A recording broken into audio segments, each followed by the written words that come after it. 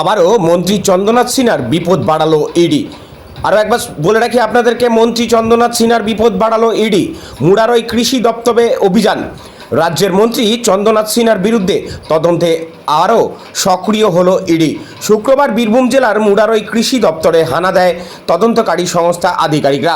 সূত্রের খবর, জমি কেনাবেচা ও ধান বিক্রির টাকার লেনদেন নিয়ে একাধিক নথি খুঁটিয়ে দেখা হয়েছে। সেই সঙ্গে দপ্তরের কর্মীদেরও জিজ্ঞাসাবাদ করা হয়। ইডি সূত্রের খবর, শনিবার আদালতে হাজির করানো হবে চন্দ্রনাথ সিনহাকে।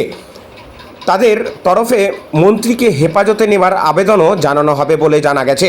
ফলে এই মামলার তদন্ত আরও গতি পাবে বলেই অনুমান করা হচ্ছে। এদিকে বিরোধী শিবিরে অভিযোগ, রাজনৈতিক চাপ বাড়াতেই এই অভিযান চালানো হচ্ছে। তাদের দাবি, রাজ্যের শাসক দলের নেতাদের টার্গেট করেই পরিকল্পিতভাবে ইডি তৎপর হচ্ছে। যদিও শাসক দলের তরফে এখনও আনুষ্ঠানিক প্রতিক্রিয়া মেলেনি। রাজনৈতিক মহলের মতে, মন্ত্রীকে ঘিরে ইডির এই পদক্ষেপ আগামী দিনে রাজ্যের রাজনৈতিক অঙ্গনে বড়সড় প্রভাব ফেলতে পারে। সব নজর এখন শনিবার আদালতের নির্দেশের দিকে। বীরভূম মুরারই থেকে সুপ্রিয় পরামানিকের রিপোর্ট, নিউজ কলকাতা।